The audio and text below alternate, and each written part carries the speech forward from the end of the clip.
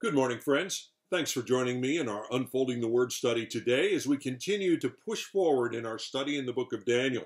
We're in the 11th chapter. We're looking now at that final vision that God has delivered to Daniel and to us as a result through Daniel that tells us more of the details about the unfolding plan of God in history, particularly as it related to his people, the Jews.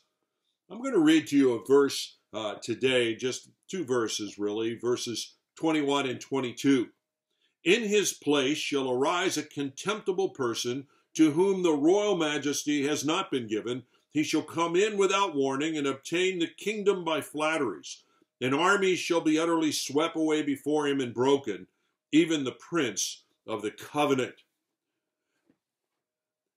Verses 6 to 21 introduce us to a period of struggle within the Jewish history, a period of time where what was called the North Kingdom and the South Kingdom, contending against one another, had Judea, the center land of the Jewish people, as the battle zone for their conflicting goals and desires over time. And remember, this first part of the vision here, this final vision, is giving us insight into that period of time from Daniel's time until prior to the first coming of the Lord Jesus Christ, of the Messiah. The first stop in our study of the details of that period had to do with the Persian Empire and its existence and some other details about it leading to Alexander's empire. The second stop that we looked at yesterday was the transition to the Greek Empire under Alexander and how it split into four kingdoms that continued to spread the Hellenistic Greek culture in their regions, but were really antagonists to one another, gradually seeking to defeat one another and enlarge their portions of the empire.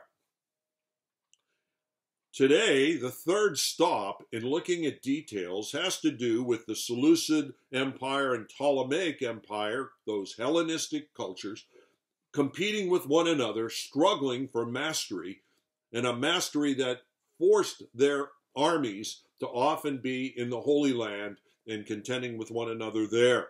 Actually, verses 6 to 21 tell us about that period. I didn't read all of those verses in the interest of time, but I encourage you to look at them because I'm going to be referencing some aspects of those verses that give us additional details. And remember, all of these prophecies in the book of Daniel layer upon one another.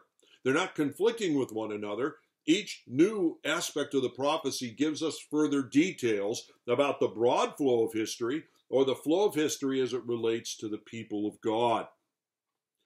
Well, getting back to the details of this prophecy, God is telling us that in this third stop, there is going to be a period of time of warfare going on between the Seleucid Empire, that empire emerging under one of the generals of Alexander, and the Ptolemaic Empire, one of those empires also emerging under one of the generals of Alexander. The South Kingdom was the kingdom of Ptolemy and the Ptolemaic Empire.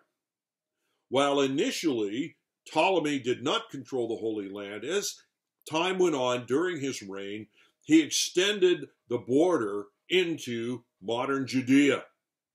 His goal was that the leader of the Seleucid Empire, the North Kingdom, at that time his name was Antiochus II, didn't like that incursion into his region, and as he sought to counteract it, the first step he did was marry one of the daughters of Ptolemy, and through that gained back some measure of control over the Jews in Judea.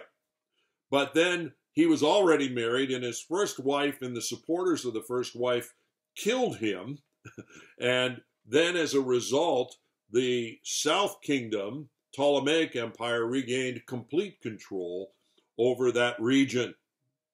In 200 BC, and again, following this timeline, Ptolemy V, the South Kingdom, lost control of Judea once again to the North Kingdom, the Seleucids, under Antiochus III. And this one was also called Antiochus the Great. He was an expander and a great leader, really.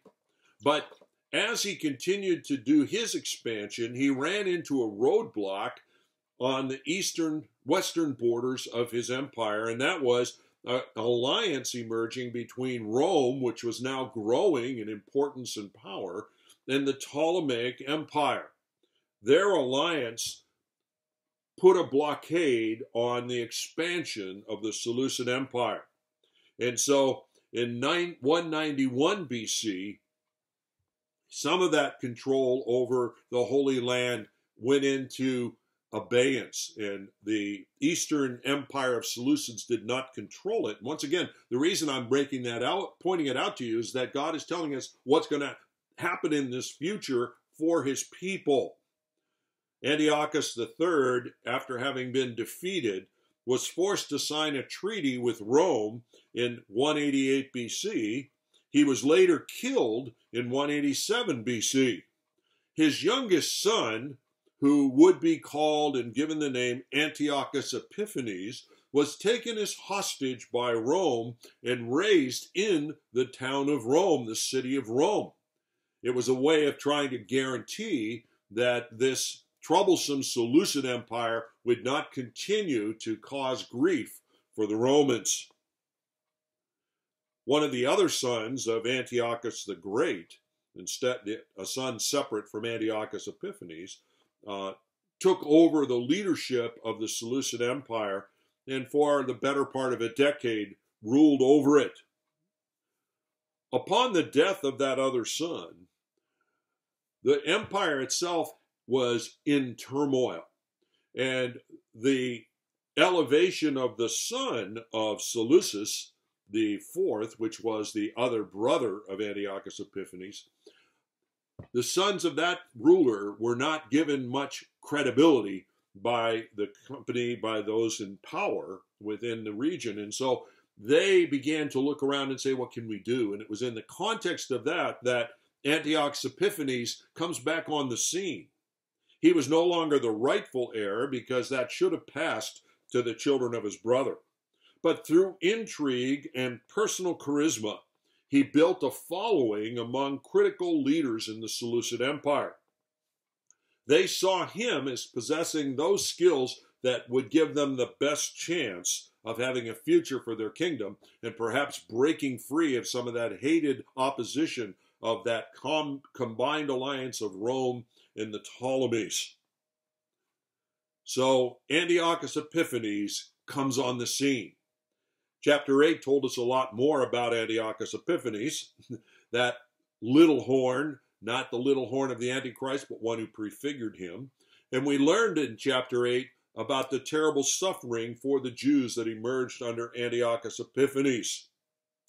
Before we look at the details of his reign, verses 21 to 35, which we'll turn attention to tomorrow, I want to say that in the midst of these transitions that God is describing so carefully, and the Jews would have seen as fulfillment of God's lordship over history, in the midst of doing all of that, we as the readers of these prophecies are meant to be reminded that human rulers are not the ultimate authority in this world. There is only one who is the Lord of history. And while we can trace historical development, we can trace the intrigues and the alliances that seem to explain the transitions of history and the movement of rulers from one era to another and regions shifting in alliance and shifting in oversight. Understand that history has and is and will be fulfilling under and unfolding under the plan of God. He is the one who places all kings in positions of authority. He is the one that determines the time frames in which they will rule. He is the Lord of history. Back in the very second chapter of Daniel, as Daniel was interpreting Nebuchadnezzar's dream, that first of the prophetic passages, do you remember we read these words in chapter 2, verses 20 and 21? Daniel answered and said, "Blessed be the name of God forever and ever, to whom belong wisdom and might. He changes seasons and times. He removes kings and sets up kings." It was true in Daniel's time. It's true in our time. It will always be true. And you and I are called to rest in God because all of us live in what clearly are uncertain times, unpredictable times. Whatever we think are givens generally aren't. And as time goes on, we feel the uncertainties of the age. Rest in the certain one, in the Lord. He has control of your life. He has purposes for your life, just as he has on the broader scale for all of the world. Well, join me tomorrow, as Lord willing, we look more at that reign of Antiochus Epiphanes. God bless.